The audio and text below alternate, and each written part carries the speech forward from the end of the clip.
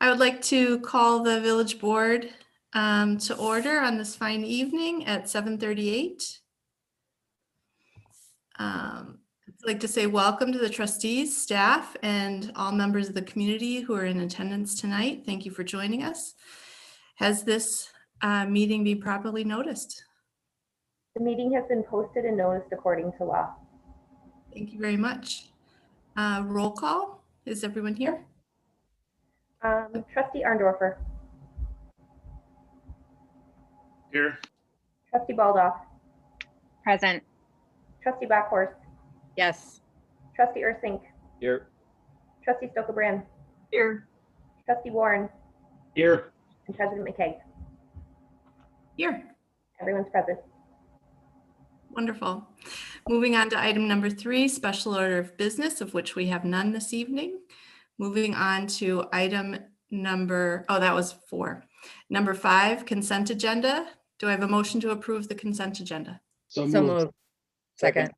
One of us moved, one of us seconded. Oh, I want the motion and the second. Is there any discussion? All right, hearing none. All those in favor of approving the consent agenda as presented? Aye. Aye. Aye. Any nays? Okay, motion approved 7-0. I was an aye. Item number 6, items removed, we have none. Item number 7, public hearing, there is none this evening. Item number 8, citizens to be heard. Are there any citizens to be heard this evening on matters that are not on the agenda, but can be taken up at a future date? I know that there are some citizens. So first I have that registered. I have 3 people together that will be reading a letter. So Aaron Schultz, Alyssa Roch, and Beth Jacobasi. So if you could unmute yourselves, and then whoever is going first, state your name and addresses.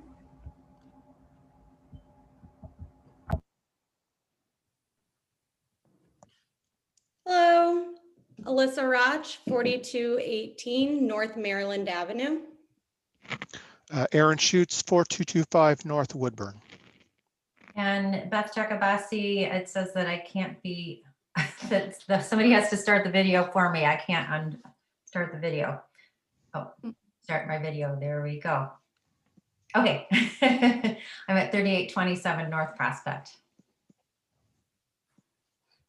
All right, good evening, everyone. A special hello to our new and returning board members, and thank you in advance for your time tonight. In August 2020, shortly after the police shooting of Jacob Blake in Kenosha, the Shorewood Village Board issued a unanimous statement which included the following call. All committees need to examine the use of force and desperate treatment of people of color within their neighborhoods. Shorewood began their examination by commissioning Dr. Alexander Weiss' police organizational study and accepting the recommendations of that study in December 2020. In January 2021, when prosecutors chose not to charge the officer who shot Jacob Blake, Shorewood Moving Forward and Shorewood Solidarity Network came before the Village Board and Human Relations Commission with a statement emphasizing the need for accountability and recognition of wrongdoing in order to move forward and heal. More than 200 individuals signed that statement. However, Kenosha's decision to reinstate the offending officer demonstrates that there is a long way to go toward accountability in Southeast Wisconsin. In Shorewood, we are now more than 5 months past the Weiss report's acceptance. And while there have been incremental changes regarding law enforcement actions, Shorewood Moving Forward and the Shorewood Solidarity Network are calling on this board to sign the statement we are presenting tonight, calling for specific, swift action, implementing systematic accountability, and creating a more equitable community. The following open letter has been sent to all board members and is available on the Shorewood Moving Forward and Shorewood Community Network Facebook pages. We have experienced a seemingly unending litany of deaths of African Americans at the hands of police in America. including a man killed in Minnesota after being stopped for a minor issue, and a child shot in Chicago after turning around with his hands up. We are one problematic interaction away from a similar tragedy. Shorewood needs to acknowledge that people of color have reported many experiences of racist harassment by the police. As the recent Weiss evaluation of the Shorewood Police Department noted, Shorewood's police practices and policy do not currently reflect best practices in the 21st century. Shorewood has had the opportunity to be a model for the rest of the region in the development of a police department structure designed to prevent these kinds of horrible events. To this end, the undersigned call on the Shorewood Village Board to pass policies and take the necessary actions as quickly as possible to ensure the following. 1, bring the Shorewood Police Department complaint process up to national best practice based on the detailed recommendations provided to the police chief and board members by the Shorewood Moving Forward Shorewood Solidarity Network Police Accountability Committee. This includes reinstating the role of the Shorewood Civilian Police Commission in overseeing the process. The Weiss report stated that the outdated and ineffective complaint process could be changed in 60 days. We are more than 60 days past the publication of the report, and there's no excuse for further delay. Now, I have to say, I was just on the public safety meeting before this, and I realized that a lot of these things are being addressed. So we are very happy to see that we are making progress on this, and I encourage you to try to expedite this process and make the changes as soon as possible. 2, ban non-safety related traffic stops by the Shorewood Police Department. For example, hanging air freshener, tinted license plates, broken tail light. Traffic stops should only be made for substantive traffic issues, safety issues, dangerous speeding, erratic driving, DUIs.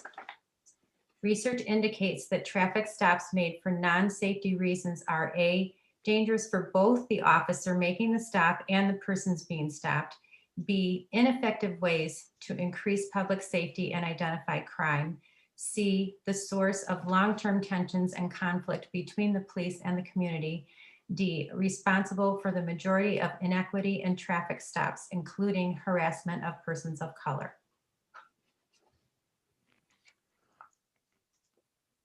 Moving forward, sorry, I'm like losing my page. Moving forward, the village board should act to ensure the following. 1, collection of robust data on all police interactions with the public, including identification of the demographics of all persons engaged with by the police. To the extent allowed by law, the data should be fully and freely available to the public in a form that is easily analyzed. Funds must be made available to ensure that full data collection and transparency is possible.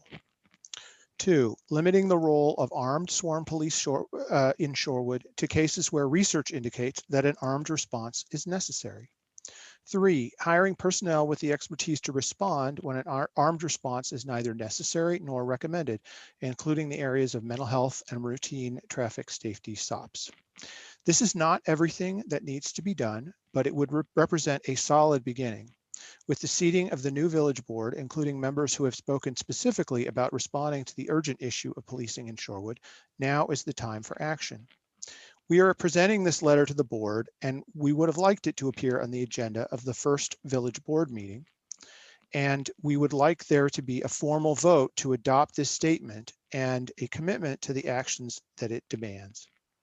Shorewood Moving Forward and Shorewood Solidarity Network, as well as a whole range of individuals, expect the village board to submit a formal report on the actions to address these issues in 60 days. As of earlier today, more than 75 people across the village have signed this letter. We call on the larger Shorewood community to step forward to support this effort. And a copy of this letter will be available, is not only available on Facebook, but it will be available on the Shorewood Moving Forward website. Thank you. Thank you very much, and thank you for your understanding of the process of entering it into the record under citizens to be heard. I know that your first choice was for us to take action on it tonight. And thank you for those words. Is there anyone else who would like to be heard this evening on a matter not on the agenda? I believe there's a Michael Louder, I'm sorry if I'm pronouncing your name incorrectly, that said he wanted to register. Michael, if you're on the phone, if you could unmute and state your name and address.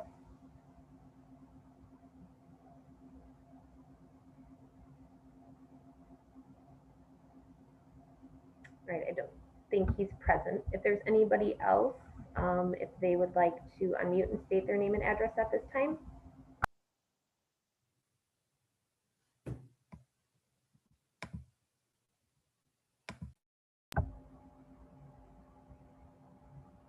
I think you're safe to move on. Thank you all who came tonight. Moving on to item number 9, new business. We have A through D awaiting. Item A, consider award of contract for Capitol and Wilson Streetscape Contract 2022 to 2024, or 2022 to 2024. Director Buchlick is here to present this evening. Good evening.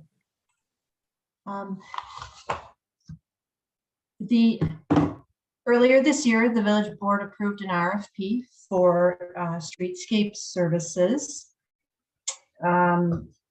We received 2 responses to that request for proposals. One was from the Green Team, who is a previous contract holder and a current natural turf management contractor. The other is from Villani Landshapers, who is our current streetscape contractor. As you'll note from the memo, Villani's proposal over the 3-year term was significantly less. Villani has successfully met the requirements of the current contract. Award of the contract for the Capitol Wilson Streetscape for the period of 2022 through 2024 to Villani Landshapers.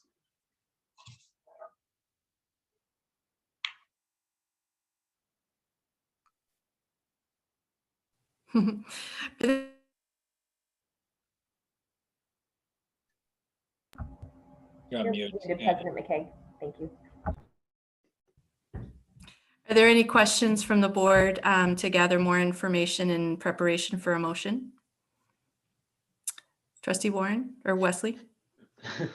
Thank Dan. No, I mean, this is more of a kind of a holistic question about these services. Is there any benefit? And I realize that the recommendations are to use Villani for both, for streetscape and turf management. Is there any benefit or any synergy to be realized by? I mean, I realize, assuming we follow the recommendation, maybe this is a moot point, but are we trying to get both as, are we trying to get both to the same company? Does that make it easier for the village? Does it not matter? Is there any impact of having them both through the same company? From an operational standpoint, I don't think there's a significant impact. The last contract term was the first time that we had actually issued an RFP for either the streetscape or the turf management contracts. The last time we only received one for turf. And so we proceeded under 2 separate contracts with the intention of providing the most opportunity or providing an arena for as many responses as possible. We didn't get a significantly better response rate, but I think from that reason, if we continue to RFP these services, they should be RFP'd separately. But from an administration or implementation standpoint, there really is no significant difference. Thank you.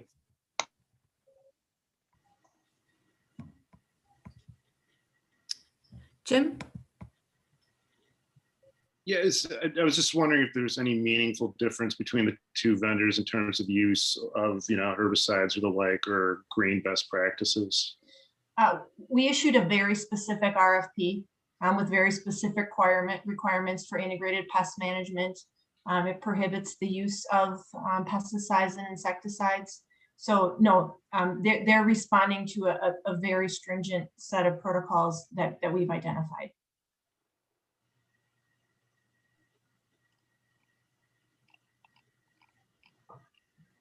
Arthur?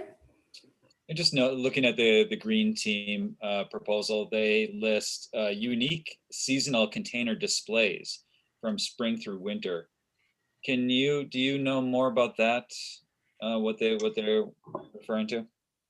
That was not an item that was included under the scope of services. I am aware that they do offer decorative landscape services, particularly in the winter months, where they provide container displays or decorative lighting. But none of those items were within our scope of work. Are these this list here? Is this just things that they can do, but wasn't part of this RFP? Am I reading that correctly? Like this is, the creative custom holiday decorations. Those are things that they can. Yep. Do. Okay. So that's just a menu of their services, not the services that we've identified for our contract. Okay. And I just, I asked that because, the bid is always, we're always struggling with the snowflakes, but the bid is always struggling with the snowflakes and DPW resources and, wondering if this is something to look at in the future, if we can, give that to maybe one of these companies, but I don't think that helps for this evening. And I'd be in support of moving forward with the recommendation. So.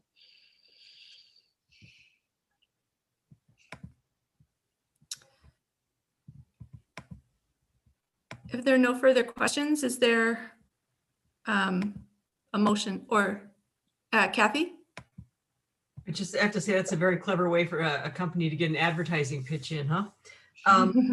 A question. So we have a lot of construction going on. I think River Park starts this year. So under a normal situation, would this include the Spectre Field ball diamond, the grass? No, it doesn't. No. That's done separately. No, Okay. This particular contract is Wilson and Capital Streetscape items. Oh, I'm sorry. You're right. I'm sorry. Thank you. Yeah. Good question. But a relevant question for our next discussion. Thank you, Kathy. Any further questions? I thought I saw none- Steph Salvia had her hand up. I don't know if she's disappeared here, but it's Steph, if you're still there.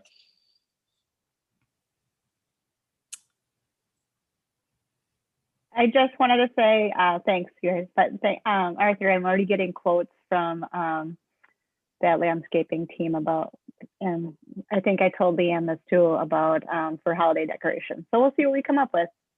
Cool. Thanks. All right. If there are no further questions, I would entertain a motion on this item.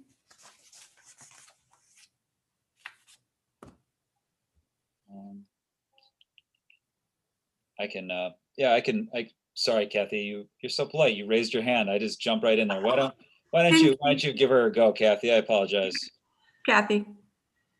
I make sure I got the right page. I move approval of a 2022-2024 streetscape maintenance contract with Villani Landscapers as outlined in their proposal dated March 19, 2021. And I'll add the words Capel and Wilson in there if necessary.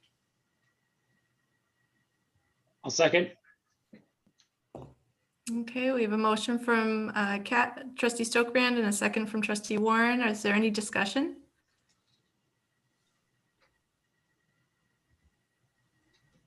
Any questions from members of the public or comments? I won't be able to see you, so Sarah, tell me if you see something. Nope, you're good.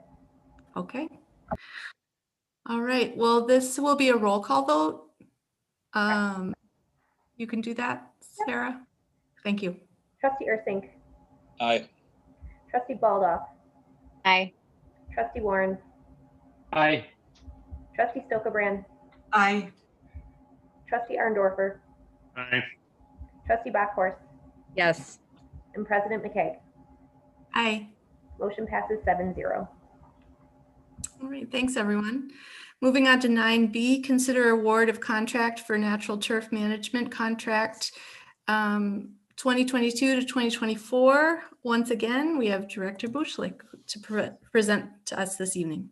Sure, thank you. On a similar approach and timeline, the village issued a request for proposals for its natural turf management program earlier this year. We received 2 responses to that request. Names you might recognize, the Green Team and Volani Landshapers.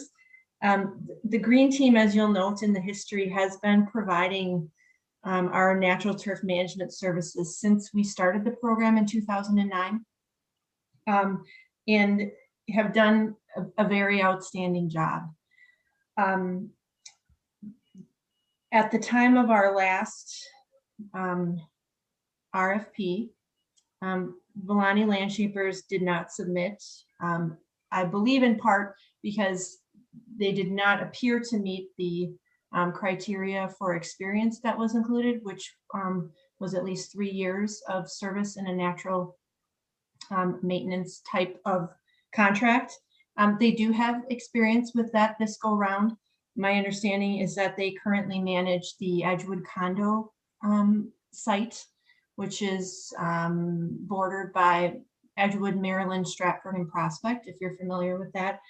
They do manage all of the turf for that condominium association using natural practices, and have other large contracts with similar services.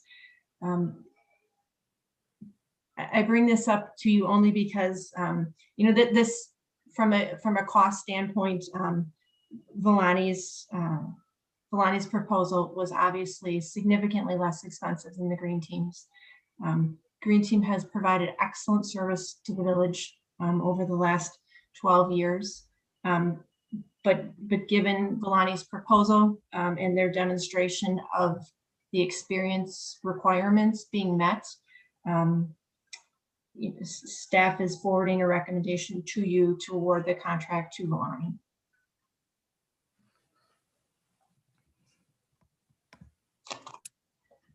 Thank you, Leanne.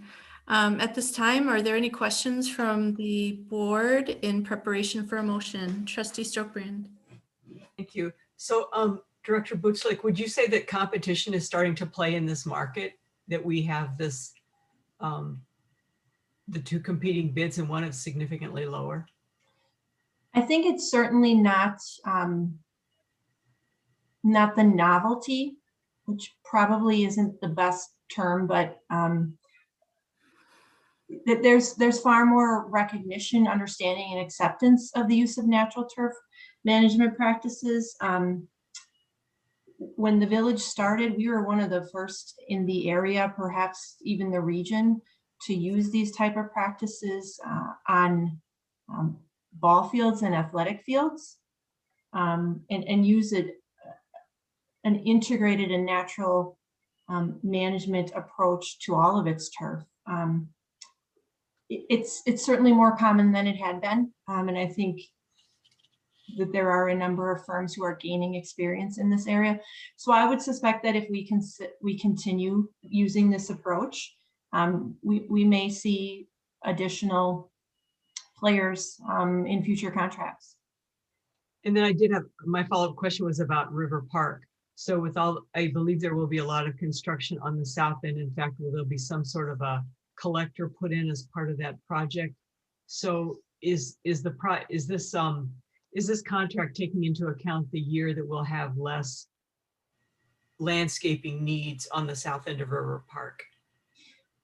Is it too small to be important? It's relatively insignificant from a turf maintenance standpoint. Very little of the area that MMSD will be utilizing is something that we currently mow on a regular basis. Thank you.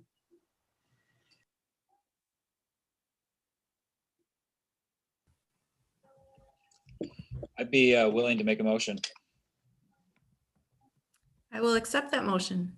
So I move approval of a 2022 to 2024 natural turf management contract with Volani Landshapers as outlined in the proposal dated March 19th, 2021. I'll second that. Any discussion? I'd like to say thank you to the Conservation Committee, who I think was very instrumental in advocating for us to start natural turf practices back when it was not, typical. And I know that our practice and program has been used in other communities to set a standard. So that is a good example of how a citizen committee can push things ahead in Shorewood. And we look forward to more of that this year and the coming years. Fantastic. Kudos to everybody. Any other comments or comments from the board or members of the public? Yeah, I'd just like to also give a lot of credit to the Green Team. They were pioneers in this, and they've really done a fantastic job. This is a tough one, right? They've done such a good job, and they've been a great partner for a long time. But just looking at the cost savings here, I think it's kind of a no-brainer. But I know, we've been in a pinch at Specter Field with baseball games and needing to get that outfield grass cut, and they would come out of their way and do that for us. And that is just very much appreciated. So I think their services will be missed, but I guess it's the nature of the business. So just wanted to give them a lot of the credit that they deserve.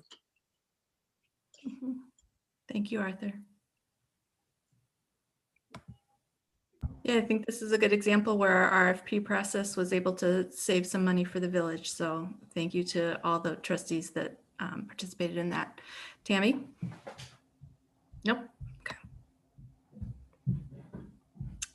All right, if there are no further comments, we can take a vote. Right. All those in favor? Oh, roll call. That's right. Trustee Bachhorst, Reluctantly, yes. Trustee Stokebrand, Aye. Trustee Baldoff, Aye. Trustee Warren, Aye. Trustee Arndorfer, Aye. Trustee Ursink, Aye. President McKay. Aye. Motion passes 7-0. Thank you. Yeah, that is a tough one. They were a good vendor. Moving on to 9C, review of parking metrics from Director Emanuelson. I believe this was requested with the implementation of the new parking policy. There is no action required tonight. This is simply a review and a time to ask questions. Director Emanuelson? Yes, good evening. You're correct. We had a fairly extensive discussion last year about some of the changes to our municipal parking regulations. We had presented the board some general assumptions on what we thought would happen with the implementation of various changes. Ultimately, some of these changes were adopted.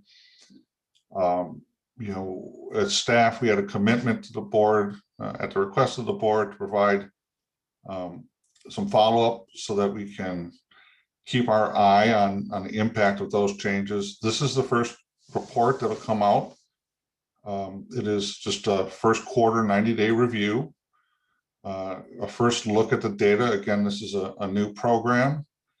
I don't want to draw too many definitive analytical trends, but people are very adaptive in the community to new changes. So I think it provides some valuable insights to what we're going to see coming down the line and then, over the next several months. Staff will also prepare a similar report after 6 months, of which at that point in time, the board had previously expressed a desire to review policy issues related to the parking situation and other recommendations within the transportation and parking plan related to parking. And then we'll probably do one more in the third quarter that's going to really help explain what numbers you're going to see in the 2022 proposed budget from staff based on the, again, three quarters of the year look at how those changes adopted in 2020 have impacted the usage of our parking systems throughout the village. So with that, I'll go right to the report. I'm hopeful that I presented a summary of what the board finds to be some useful information. I'm not going to reread the memo. We've got 3 sections: parking permits, parking citations, and then citations paid. Provided a pretty general overview of that information. And I guess I'm really at this point, short of reading the memo again, I'm happy to take questions that anybody might have on the data.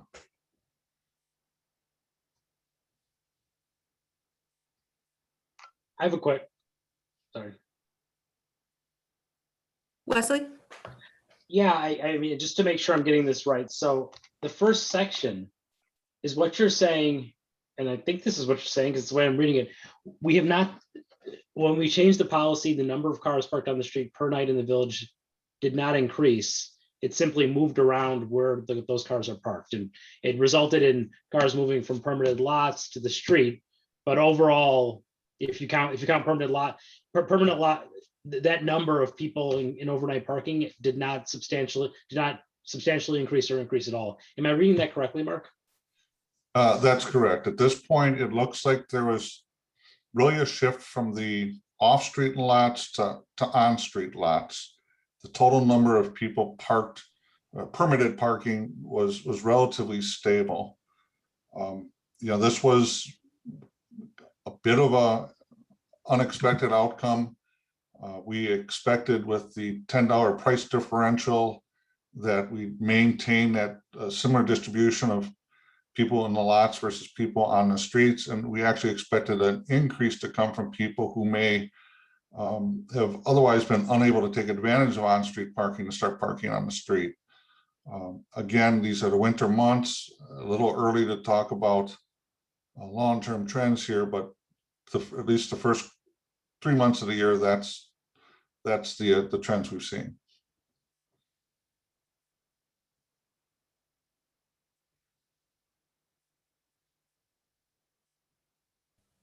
Arthur, you had your hand up. Thank you. Yeah, no, and I don't know if this is something you can answer, Mark, but the number that jumps out to me the most is looking at the citations parked on the wrong side of the street, where we go from January, February to then March, which is almost double, or just more than double February. Do you know what was the reason for that jump in numbers, the jump in citations from February to March? No, I don't know. We've reviewed this information. Again, one of the things that helps me put some of these into context is by doing monthly numbers seem pretty big. If you divide it by 20, you're talking about the daily impact. So from going from 473 in February, just for round numbers, we'll say that's 25 a night, to 715 is 35 a night. It's really 10 citations an evening, whether that's just more people, new to the community parking and having to park on the wrong side through a single night permit, or if it's really still a matter of really residents becoming accustomed to the enforcement of those policies. Again, as in a general sense, staff would expect that number to decline as people become more accustomed to the enforcement of those regulations. Got it. And just my other question is, and I guess it's maybe a little off topic, but where are we at with the new vendor for parking? Have we gotten to implementation of that new vendor, or is that still coming? Yes, we have begun implementation of that. We're shooting for a July implementation of the new system. Okay, thank you.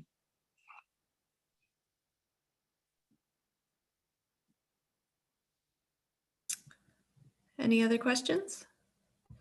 Melissa?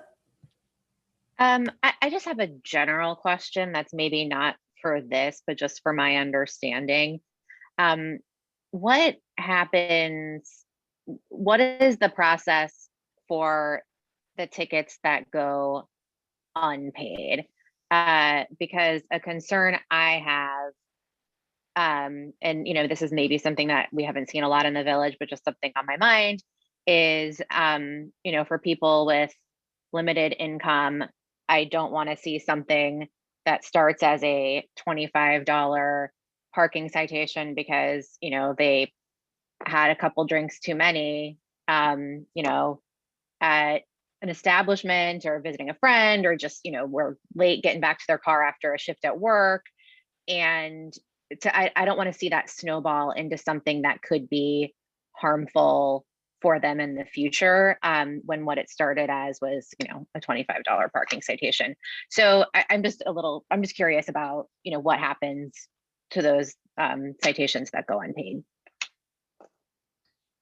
Well, I can give you a brief summary, and that is, you know, they're out there, they're filed against the license plates.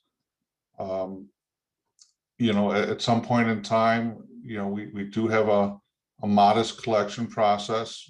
I wouldn't call it overly aggressive, but the village is looking to resolve these matters on a timely basis. There's many notices and reminders go out to help avoid the situation that you refer to. But at the end of the day, you know, if somebody gets into that situation and they need to bring it to the municipal court to have those items reopened, I mean, that's a matter for the court. And that I cannot address, so. I would say, I know that we, I am not the judge, but I know that we do not serve warrants for unpaid tickets, so that our municipality does not jail, and we also don't suspend driver's license. I do think that since we have so many new board members, it probably would be a good idea to schedule a presentation from the municipal court judge and clerk in the future, because they can reassure you on those items.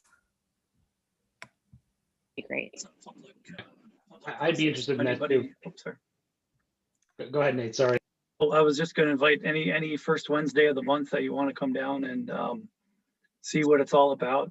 You're welcome. And I can introduce you to the associate that has been working primarily with our prosecutions. And I'm sure he'd be happy to essentially give it to her and answer any questions as well. Thank you. That's a great idea. Any other comments or questions? Tammy? Yeah, thank you. I'd like to reiterate what Melissa mentioned, that I agree. The doubling of the fine within, I think it's 5 or 10 days, I'm sorry, I missed that part, is pretty aggressive. And that's a policy issue that as a board we can look at. And even going into, but this is something, and I'm really glad that you brought this up, that a variety of us have brought up over the years. And it does adversely impact those that it does cascade. And even though, as President McCullough had mentioned, that we don't fine or there aren't other actions, but it's significant to go from $25 to $50 within 5 to 10 days. And also, one of the reasons that our initial ticket is around $25 is because that we did go to a private service, and we upped the ticket this about 5-6 years ago based on the administrative fees from the outside vendor. And that's a different discussion, policy related, but there are always costs for outsourcing that maybe the budget doesn't necessarily absorb, but the community does. So it's a great point. We have, we're next to a university. We have a lot of students. I think that's fantastic. Talking about diversity, we have, we are a multi-generational community. We are very socioeconomically diverse. We're not that much racially diverse. Hopefully we can improve that, but this is all kind of a tangent. I'm just really excited to bring up some of these things. And so thank you. I think this is something that we need to look at as well. So. Thank you. I did have a brief conversation with the judge, and she's noticed that some residents who have received tickets overnight with the new policy have come to court to argue them because they were confused. And so it may be something that we get, there's might be a look back at policy. And she could explain it much more than I can. But I'll note that for the record. Okay, anyone else? Great. Any questions from the public? Members of the public? I don't show any hands raised. Oh.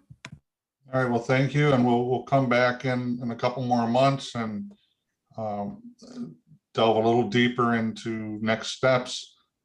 I do want to summarize that as staff had anticipated, there's the biggest part of the shift from off-street to on-street has come in our contracted lots. And given those trends, staff is anticipating discussing with those property owners, the future of the program with respect to the village selling permits on those properties. It's our belief that if we could focus on our municipal lots, the program would function much better for those who use it. But again, we're going to continue to gather data and see how those trends go. But we are going to prepare for that as probably one of the 6-month transition items. Tammy? Thank you. So a couple of things. So thank you for that, Mark. I love that we're making that shift. I also like that we took a risk as a board, and with the data that we have before us, there hasn't been a run on the streets aren't all parked up. The sky's not falling. I'm sorry to be a little extreme here, but we hear it all as elected officials, right? What was it, 25 to 30 residents? And maybe now that those surface lots, which are environmentally not sustainable, as far as maybe there will be a new purpose for those. Who knows? And maybe not. But the fact that the municipality we're not expending a lot of staff time managing the sale of those lots to be at best a wash is financially for our village. It's a great thing to be able to use to allocate our resources towards more progressive action in the future. So I'm happy, and I know that maybe in the next 3 to 6 months, perhaps there will, statistics will be different, but I guess this is me peacocking right now, so forgive me, but thank you. Appreciate that self-awareness. Well, thank you for your time on this issue. Okay, thank you so much, Mark. All right, moving on to 9D. Consider authorization to hire. This is also with Director Emanuelson. And I would love to hear what you have to say. I want help. Who doesn't? My former assistant to the finance director resigned, I believe it's about 6 weeks ago now. Staff typically does a pretty good review of position analysis and opportunities that can arise from time to time when a position is refilled. We've gone through that process, and as a result have proposed making a number of changes to the position, none the least of which is retitling it as an accounting assistant position. We also are recommending taking out some of the more complex items that would tend to require somebody to have an accounting degree to do 2%, 3% of the work that department or position would normally see done. Again, we're trying to broaden the scope of the position to a broader applicant pool. I don't feel that I've significantly changed the dynamics within the department. Most of these tasks I've retained since our long-term assistant finance director retired 5 years ago. Again, they're annual tasks. They're very infrequent. They're relatively technical, and training becomes a real challenge to somebody who doesn't have a formal accounting degree. So we're recommending those changes, and would encourage the village board to approve the authorization to hire this position as reframed.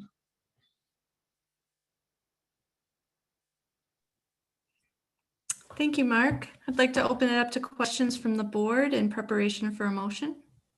I think Arthur has his finger up. Oh, thank you. Arthur and then Kathy.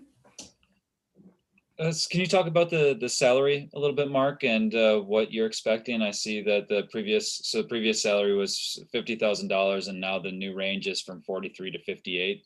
Can you talk about the type of person that may make 58 compared to what the 50 was? Well, actually, Assistant Village Manager Burkhart was guiding that process, so I will let him respond to that. Yeah, thanks, Mark. So one of the things that we're trying to do incrementally in the organization is if every position has its own pay range, and everyone, since I've got here about 6 years ago, everyone has been unique. Other municipalities, it's a more common practice that you have certain pay grades and you put multiple positions into a pay grade. So I've been trying to incrementally do that. There's another position or two within the village that I'm trying to line up this position's pay grade with, so they match. And as Mark mentioned, we're trying to broaden the scope of the position, so we're trying to match that up as well. So those were a few reasons why I recommended the pay range as such. Okay, so this person doesn't necessarily need a degree in accounting. Is that correct? We're looking for somebody that's yeah. Okay. It used to be a requirement, and now it's only a preference due to some of the changes that were made in the kind of the job description. Is that correct? Okay. Yes. Are you confident that you can find somebody that's close to that $50,000, or do you feel like this position would potentially go over it, or are you just trying to keep yourself open to what may be out there? Well, the job market is pretty tight. There's a lot of now this is not an entry-level job at $15 an hour. I mean, this is a family supporting wage opportunity. I don't necessarily expect to need to exceed that amount for a new hire applicant. But part of that process is evaluating a person's experience and capabilities as well. So we'll just have to see how that plays out with the applicant pool that we get. Great, thank you guys.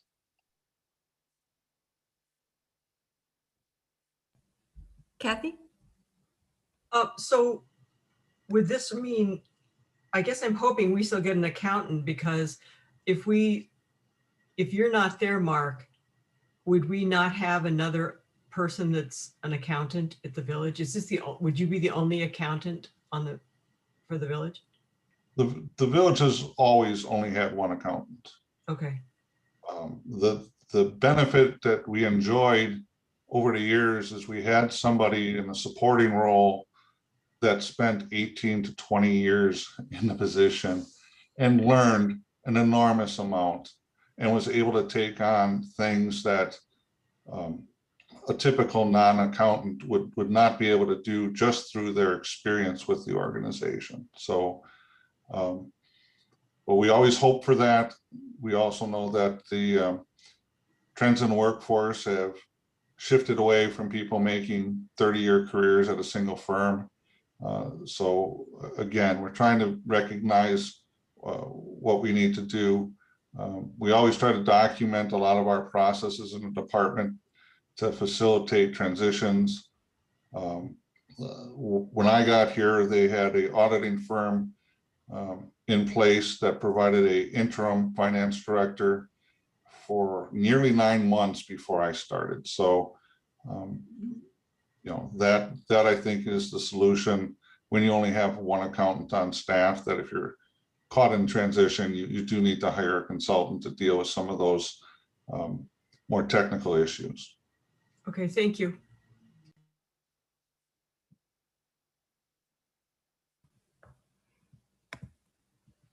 Other questions? 3 hands are up. Okay, I'm not on the right screen, so who's first? 3 hands are up. I think Melissa was first. Okay, great. Melissa?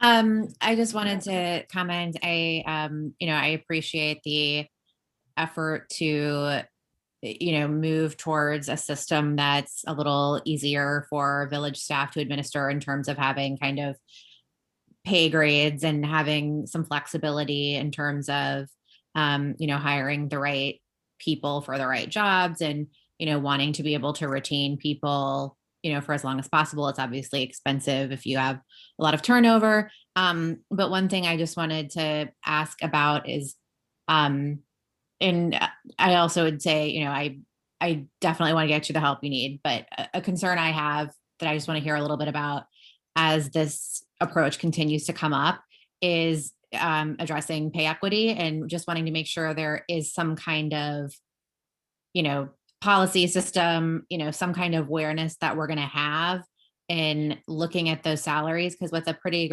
broad pay grade or a pay range, you know, it often happens that women and people of color are, you know, at the lower end of that pay range. So I just want to make sure that there's something, you know, that we are going to be mindful of that and are keeping an eye on what those salaries look like as we, you know, kind of shift to that model where there are more just kind of standard pay ranges instead of, you know, a pay range for each specific job. Mark, I can take that question. It's a great question, Trustee Baldoff. There's 2 things that we do consistently to review that. One, every 3 years, I do a full market analysis on all positions based on our other comparable communities in the Milwaukee area. That analysis identifies where we're at in the market. And actually, I'm going through that right now with Village Manager Ewald and reviewing the positions that are either over or under or at the market rate. So, you know, about a 3-year trend is typically what I've seen is when some numbers could be adjusted, or you see a pattern where some salaries or wages fluctuate. So I'm in that process right now. The other thing that we do is every month, I forget what the actual program's called with the federal government, but we have to call in every month our women to men ratio. And they take a look at some of our salary information as well to make sure that from a pay equity perspective, when it comes to men and women, that it's being paid fairly. So that's something that we actively report every month. And they do an additional assessment for that too. So those are some of the things that we're doing at this point in time as far as the review process. I'm always happy to talk offline if you have other ideas or suggestions that you would like to discuss, or if that's something that always we could have the Human Relations Commission take a further analysis on. I would be more than happy to do that. Okay, thank you.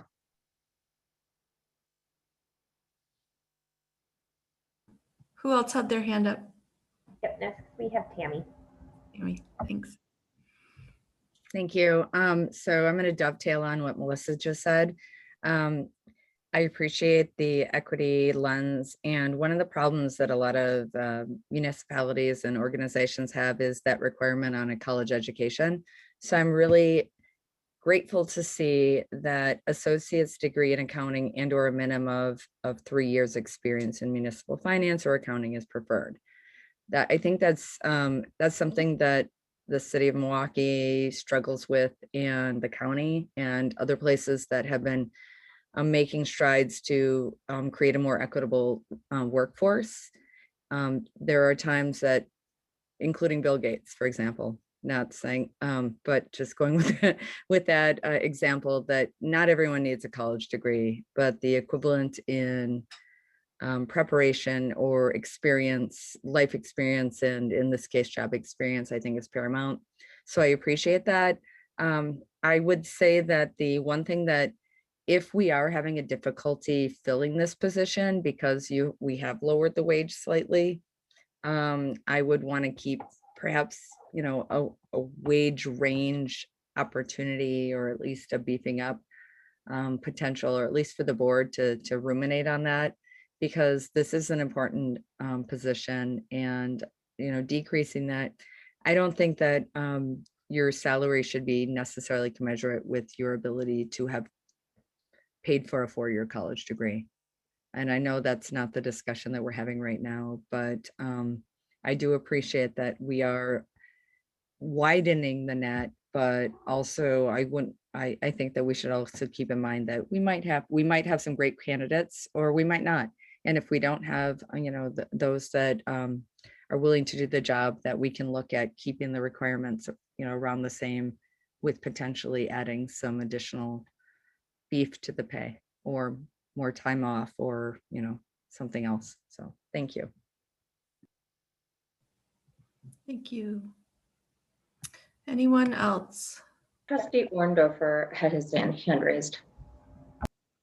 Jim? Thanks. I had 2 questions. First was, I was just wondering if we are doing anything to, you know, make sure we have diverse candidate slates as we look to fill open roles in the village. Second is, in terms of the job description, there's, you know, some additions along the lines of, you know, other village hall support. Just trying to get an understanding of, is this work that the you know, previous person was doing that just was not included in the description, or does this, you know, signal some kind of restructuring in terms of how, you know, village is looking to perform some tasks? Thank you. Mark, do you want to take the second one, and then I'll take the first one after you're done? Sure. You know, again, with any vacancy, staff takes an opportunity to reassess not only, you know, the previous job description, but the requirements of the current position, as well as current practices. And we like to operate in a team environment in Village Hall, helping those in busy times when we can offer assistance. So a portion of that has been added to the job description, you know, for that matter, but also with an eye towards, you know, potential restructuring opportunities, you know, coming down the road. So in that regard, again, it's just really a fresh look, and incorporating what we've learned since we've last posted this position. And again, trying to make the job description reflective for the applicant as well, right? So that's pretty much the essence of that. Tyler, if you want to go back to the recruitment efforts. As some of you know, we're going through the EDI committee work right now with Sam Coleman. And when our work is concluded, I think, you know, some departments are going to try to identify an area, at least one, you know, an area to work on. This is going to be my area for HR. I can tell you, I have a good, strong understanding of where other municipalities are at as far as how they go about recruiting, and we're using all those tools.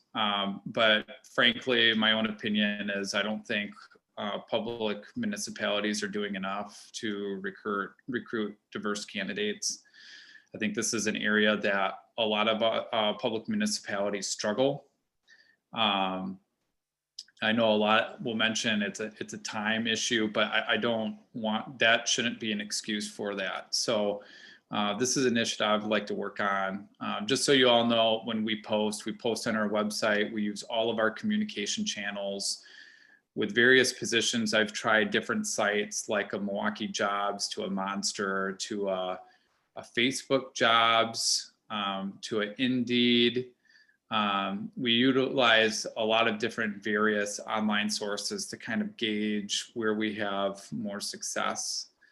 I think as we go through job descriptions, we are trying to make it more general, just to allow more applicants to be in the pool to begin with. So that's been a recent effort that we have been trying to make. But we still have a far way to go. As far as our review practice is concerned, when we get the applicants in, we try to make an effort that anyone that meets the requirements to bring them into the interview, no matter how many we have, at least then we give an opportunity for them to be able to talk with us, and we get to know them a little bit better before cutting the field down. So, you know, those are some of the efforts that we've done on our end. We've done newspaper clippings. The Journal Sentinel has been above our budget, but we've done some of the more local or smaller publications for job postings as well too. So those are some of the things that we've done from a recruitment perspective, but I want to be more creative in our efforts. I know one area I would really love to tap into more is the local colleges and trying to set up whether they're internships or fellowships to allow college students to have an opportunity to potentially work here in a setting like that, and having them then take on a more long-term role. But that's kind of a more long-term vision. But those are some of the areas that I would love to go down and review with you all, and through the work of the EDI committee later on. So Trustee Arndorfer, that's kind of my long-winded answer to your question.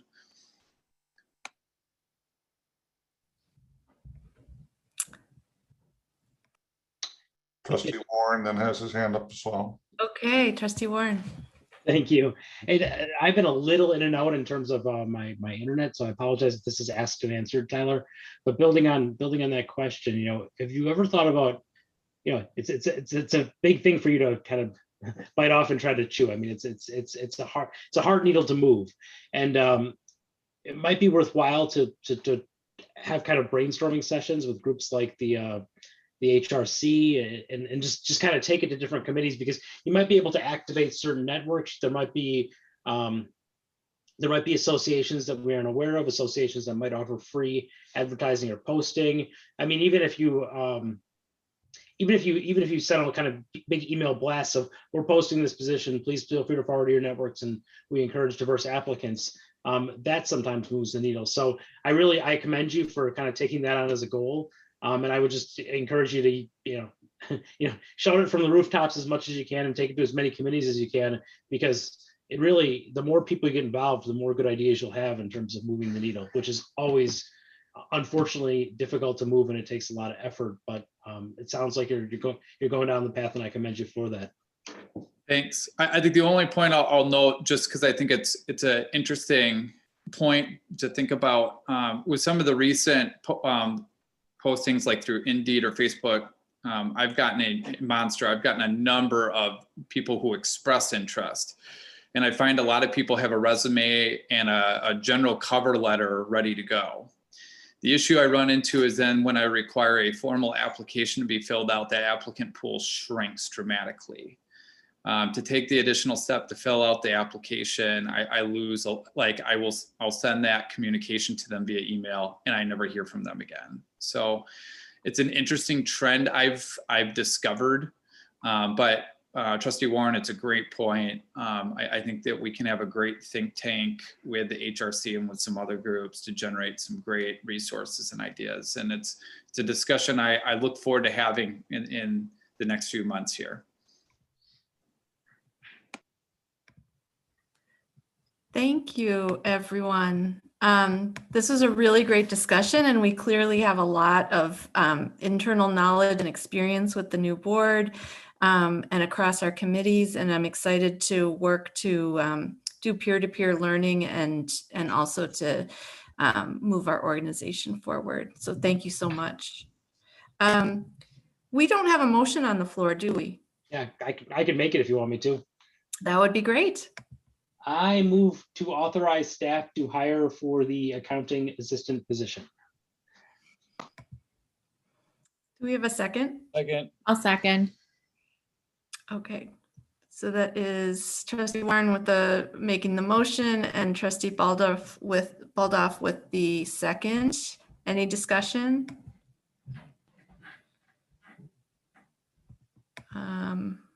I don't have my, I'd like to say one thing. okay, Tammy? So robust discussion, and also just keep in mind as municipal staffing across the gambit, whether it's electricians, DPW positions, clerical, skilled labor, et cetera, are tricky. And it's not just Shorewood, it's beyond. So I'm just going to keep my fingers crossed that this will provide us with the adequate staff. But I do want to remind everyone that we will keep, or at least I'm going to pressure us to consider if we need to make adjustments, not only to this position, but beyond that we do. So that's it. Thank you. Appreciate that plug. Any more discussion on this motion on the floor? Okay, with that, it's a roll call. Call the roll, Sarah. Trustee Arndorfer. Aye. Trustee Bachhorst. Yes. Trustee Warren. Aye. Trustee Baldoff. Aye. Trustee Ursink. Aye. Trustee Stokelbrand. Aye. President McKay. Yes. Motion passes 7-0. Wonderful. Thank you very much. Yeah, thank you. Good luck, Mark. It wouldn't take till July to get somebody on board. I'd be even more enthusiastic, but it's still a process to go here, but we'll manage. Step 1 complete. Well, this is like step 5, actually. Anyway, all right, moving on to item number 10, reports of village officials. So we're done with new business for the evening, and we're moving on to reports of village officials. We do have a closed session to look forward to. So item 10F, village president report. I will say that I am very happy to be here and serve in this capacity. We do have a proclamation for Professional Municipal Clerks Week, which I would be honored to read if somebody tells me what page that's on and I can grab it. It's the very last page. Oh, right. Easy peasy. All right, here we go. Scroll all the way down. I'll tell you, fun fact. And just sorry, just before you guys go, some of the new trustees, there are links to all of the different things within the packet. So instead of scrolling all around, you can just go to the homepage and click on the particular agenda item, and it'll take you. Yeah, and I am going to need, thanks for showing me in front of everyone, pointing out that I didn't know about the way to go, Arthur. Way to shame her. Yeah, really nice. All right. Thanks. Welcome aboard, Anne. Yeah, really. Tough crowd. Welcome Full to the room. jungle. Okay, let's put it together. Fun fact, my little sister turned 50 today, which is a big deal. And so I actually used my power to make a proclamation. And our whole family submitted all the whereases for how she's so great and why this is such a great day. So I'm just, fun fact. This is my second proclamation for today. Proclamation, Professional Municipal Clerks Appreciation Week, May 2nd through May 8th, 2021. Whereas the time and role that professional municipal clerks play in local government and election administration is critical to the endurance and prosperity of our state. And whereas our state's 1,854 professional municipal clerks strive to always be impartial in handling their official duties, guided by the overarching goal of providing equal treatment to all Wisconsinites, regardless of a political affiliation. And whereas, among numerous vital responsibilities, professional municipal clerks serve as the official record keepers of their respective municipalities and are tasked with ensuring transparency and communication between the governing bodies they represent and the folks they serve. And whereas, professional municipal clerks provide essential support in the administration of elections, often preparing ballots, training election officials, and tabulating and certifying election results. And whereas, even in the face of uncertainty and unprecedented challenges to election administration, especially over the past year due to the ongoing COVID-19 pandemic, our professional municipal clerks never failed to display courage, flexibility, resilience, and dedication to the doctrine of free and fair elections. And whereas this week, the Village of Shorewood joins all Shorewood residents in appreciating and thanking our professional municipal clerks for the important work they do. Now, therefore, I, Ann McCullough McCaig, President of the Village of Shorewood, do hereby recognize the week of May 2nd through May 8th, 2021 as Professional Municipal Clerks Appreciation Week, and further extend appreciation to our municipal clerk, Sarah Bruckman, and Deputy Clerk Diane DeWint Hall for the vital services they perform and their exemplary dedication to the Shorewood community, proclaimed this third day of May, 2021. Round. Speech. Thank you. Definitely earned this time around. All right, thank you very much. I have one other report. Tammy, did you have something to say about Municipal Clerks Week? I did. A couple of things. We have a shortage of clerks across the state and probably the nation. And we have been very fortunate to have your longevity here, Sarah, in very, troubling times with the pandemic and beyond. And as the former president of the League of Wisconsin Municipalities, clerks are really, really appreciated. So thank you, President McCullough McCaig and Rebecca and the rest of the staff for not only keeping and ensuring that Sarah is willing to stay here, but also Diane, who we're going to lose, and the amount of institutional knowledge that she's going to take with her. And I don't even know, do you guys remember, excuse me, that children's book, maybe it's not even for children, it's probably for us, but the story about the person that wears all the hats and they pile up. Yeah. Bartholomew Cubbins. Sorry? That was Bartholomew Cubbins, right? I don't know. I'll take your word for it. Caps for sale, yeah. Or caps for sale. Both of those, hybrid. But anyway, Sarah wears many hats, and Diane wears probably, more hats than all of us could imagine exist. So Google. So anyway, this is great. So thank you, Sarah. Thank you, Diane. And please stick around, Sarah. Thank you. Yeah. I will be a little lost without her, so she will be missed. Yeah. All right. Thank you. Okay, I'm going to, I have one more report or item that I would like to share. May is Bike Month, and I love biking. So I would like to invite the board and any staff who wants to participate to join me in a Bike Month challenge, just for fun. There'll be all kinds of prizes and lots of, basically there'll be an award for lots of categories. I'm just brainstorming here, so it's going to be really fun.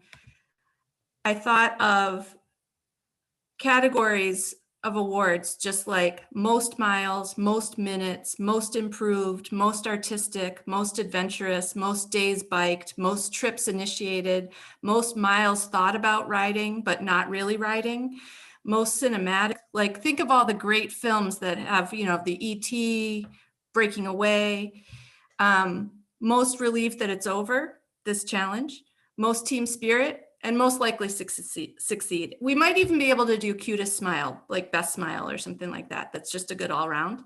So if anybody would like to join me, you can raise your hand now, or you can email me. I'll make a spreadsheet and share updates at our next meeting, and awards will be announced at the first meeting in June. Do I have any initial takers? Yes, Leslie, no. I'm all right, for both the next thing and yes, I will join you. Okay. Anybody else? I will win all categories. I was going to say, I was anticipating that. So there is only one winner per category. I don't know. So trust, I don't have a working bike right now, but I'd love to join. Maybe I can win the best cheerleader category. oh, I love that. I will, that category is also called the Memorial Chris Swartz category. And fun fact, I got him to ride to work. He had to borrow a bike from someone and would not wear a helmet. But anyway, Chris Swartz is our former village manager who was not much of a biker. So cheerleader, and so Wes is in. Anybody else? Okay. Oh, Melissa, awesome. Arthur Okay. and I'll I be are gunning for gonna- best intentions. Oh, well, that's actually, there is a category for you. There's a category for everyone. Okay. All right. If anybody changes their mind and they want to get on board, staff, board members, next year we can challenge the school district. Just saying. All right. Reports of village officials. I have one. Okay. I just want a couple things. First off, I wanted to welcome to the new board members. Welcome Jim, welcome Melissa, welcome Ann to the first regular meeting. We're happy to have you. Secondly, I just wanted to give a shout out to the Police Accountability Committee. They did a lot of work on the complaint process, put together a really thoughtful document. Reviewed it with me, and really it helped to frame a lot of the things we were looking at, helped to give me a lot of ideas, and you might have heard me reciting some of the things within that document during the meeting tonight, because I think it was a really thoughtful, well put together document. So I wanted to specifically give them a shout out on collaborating with the village and working on this process with the village. And I really appreciate the time they took. And I really appreciate, there are a lot of members I see on the call. Really appreciate your hard work on this, and look forward to continued collaboration throughout the year. Awesome. Thank you. Other trustees? I think Arthur, Jim, and then Melissa, if that's Okay. okay on that order. Yep, great. Correct. Yep. Arthur? Are you mute? Jim, you're on deck. Where did Arthur go? Where's Arthur? Hey, sorry, there was somebody like walking around my backyard that I saw on the ring, so it was really weird. I had to check that out real quick. I apologize, guys. Am I up? Sorry, I apologize. Okay, cool. So I love where Ann was going, and it's weird because Trustee Backhorst and I were talking, and we wanted to arrange a softball game against Whitefish Bay. Utilizing our village staff, school board, and village board, and just trying to see if we can form a 12 or whatever person team, Shorewood versus Whitefish Bay. So we're asking Tyler if with all of his free time, if he can help us coordinate a time where we can show Whitefish Bay who's the real boss around here. So just wanted to throw that out there. Well said. Looking forward, appreciate it. All right, Jim? I think Melissa actually raised her hand before I did. Okay, Melissa? Thank you. I just wanted to talk a little bit about something that it kind of came my way and made me realize an opportunity. And I talked about this with President McCullough McCaig a little bit earlier, is that another elected official on the city council in Madison asked if we would consider a resolution designating May 5th as missing and murdered Indigenous Women and Girls Awareness Day. And it was, I think, would be a really great statement of our values. But we, didn't have enough time to get it on the agenda for today. But kind of, like I said, flagged an opportunity for me. That's something I'm very interested in with the Strategic Initiatives Committee, is developing a calendar that we can maybe partner up with the school board as well. Just some opportunities for us to talk about important issues and recognize important issues together, as a community, I think as a demonstration of our values and our priorities. In addition to Municipal Clerks Appreciation Week, it's Teacher Appreciation Week this week. It's Asian American and Pacific Islander Heritage Month. There are a lot of opportunities, I think, as a board to, show our support and communicate to our community, what our values and priorities are. So just wanted to, flag that for the board. That's something I look forward to working on and having opportunities to really, speak with one voice together on important issues. Thank you. Thank you very much, Melissa. Jim? Yeah, I just wanted to thank Rebecca and the staff for doing their level best to bring the other new trustees and myself up to speed on the numerous and varied duties that come with this office. Any slip ups are purely my fault, and maybe next time around I'll try to introduce a motion or something like that. I successfully dodged that this meeting, but I think at some point it'll be incumbent on me. So thank you. It took me a few meetings, Jim. Okay. Tammy? Yeah, I was going to say, Jim, high expectations here. I think it took me 6 months. So a couple of things. Yes, Arthur, we are going to show the Bay who's boss. So declaring that officially now. Secondly, to Melissa's point, so bring that up in items of future consideration, please. This isn't scolding, but I am so happy that you mentioned this, and I think that we could get this done. I also want to welcome both Jim and Melissa. It's great that you guys were willing to put yourself out there. It's not easy serving on the board. It's a labor of love, and I'm really excited about the team that we have. And I guess, going forward, I think we're all going to learn a lot from each other. I have 1 year left on this board. So I hope to leave this organization in a spot where others will, like you two, will be willing to put themselves out there and offer their talents and skills. And Anne,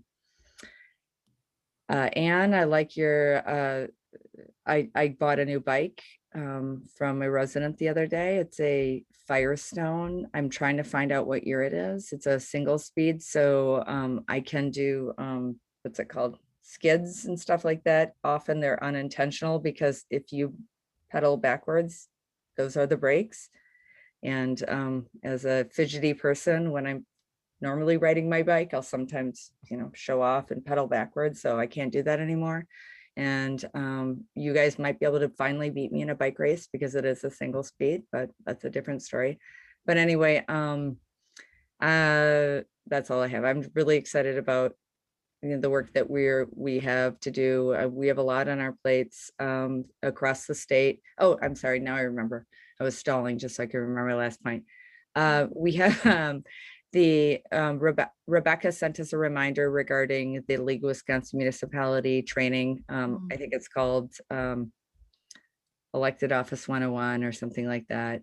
Anne and I attended this in the past. It's something that, as Rebecca mentioned, not only new board members, and I think Kathy, you attended this as well a while back, maybe virtually. It's still offered virtually. I don't know if others have, but it's in person, it's probably a little better, but I don't know, maybe virtually, there are great ways to network and also learn from each other. But I believe it's a half day and the village will pay for it. And it's not very expensive. So, you can assuage your guilt regarding the taxpayers' money, but there's a lot to offer from there. And then also getting to know some of the league staff and other membership, I think is invaluable as well. So just want to put that out there. I think Rebecca sent us a reminder today. And the workshops were quarterly in the past. Now with the whole new world order, perhaps they're more frequent. But I also do have a couple of other conference and online opportunities. I won't waste everyone's time tonight by disseminating this information, but there's a lot. There are a lot of ways that we can learn and a lot of free opportunities.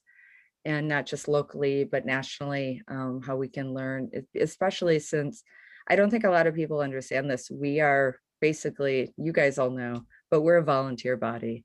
We get paid $1,000 a year and we don't have our own staff. So we answer our own emails and, you know, it's as much time as we can put in it. So Jim, I love that you were remiss for not offering up an amendment or a motion tonight, but we'll be fighting each other for these in the future.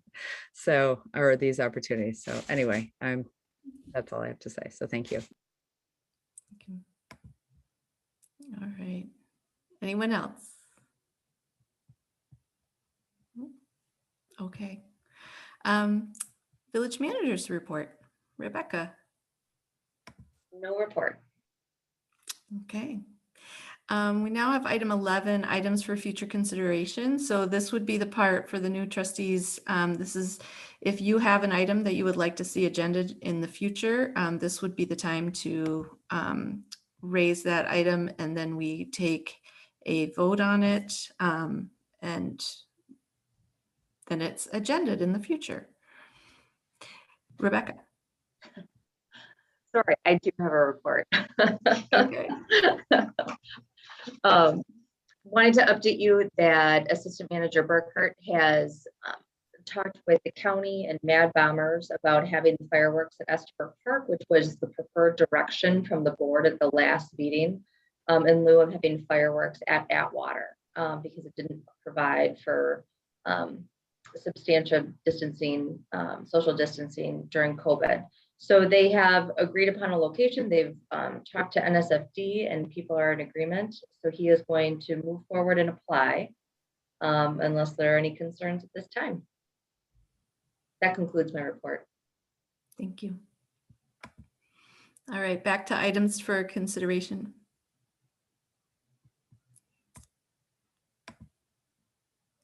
Anyone? Okay. Trustee Baldoff, this is where you could say that you'd like to put the item that you talked about on a future agenda, if you want. Either way, I think it'll make it, but is that, I guess I'll ask for Sarah and Rebecca, do we need to have that item mentioned as a future item for future consideration? Or is that something we could just sign on to by choice? Is it a resolution? I'm sorry to interrupt, President. Many times we do these types of recommendations by proclamation, which come directly from the president and that are updated on the scope of the village board agenda. So I'd encourage you to perhaps explore that route because it also provides some flexibility. Sometimes, particularly as you know, as a calendar of these things get developed, you may not know, or there's short notice. For example, the May 5th that was just mentioned this evening. And so then there's communication that would just take place directly with the village president as an option. Okay. Right. Well, why don't we flesh it out? We don't have to do anything official tonight under items. Does anyone else have items for future consideration? Tammy? Well, actually, it's just a follow-up to what was just discussed, but so if Melissa were to send on to President McKeag and then Rebecca or Sarah or someone would say, just like we do at the city, anyone who wants to sign on to X or, all right, whatever. No. We'll discuss it offline, if you don't mind. Okay. I'd like to focus on things that are items already, you know, rather than ideas. Fair enough. Not to discourage. Yes, anyone? I was gonna make a motion to go into, if there's nothing else. Okay, there's nothing else. So yeah, do we have a motion to go into point of whatever it's called? Order? No, it's like public accommodation, I think it's called. Basically, can we have a few minutes before we go into closed session for bio? Yes, well, so how would we handle that? So we need to we're gonna take a vote to go into closed session and announce it, and I'm going to end this portion of the meeting, and then you're gonna go into your closed session link. So when you get in there, I assume that the 7-8 9 of you, whoever is in there, can wait till everyone's in to start discussion. Okay. Just give a few minutes that everyone, if they need to take a bio break. Okay, let's, so yeah, we would take a motion to go into closed session. And then as we're making the transition, that would be the 3-minute bio break. Trustee Bachhorst. I will move to convene into closed session to confer with legal counsel for the governmental body pursuant to WIS Stat 19.85, 1E, to confer with legal counsel for bargaining reasons regarding the police union agreement. Second. We do a roll call? Roll We call? do, yep. Trustee Baldoff. Aye. Trustee Stokebrand. Aye. Trustee Ursink. Aye. Trustee Warren. Aye. Trustee Bachhorst. Yes. Trustee Arndorfer. Aye. President McKay. Aye. Motion passes 7-0. So you guys are adjourned into closed session, which is a separate link, okay? Okay, at 9:09. At 9:09. Mhm.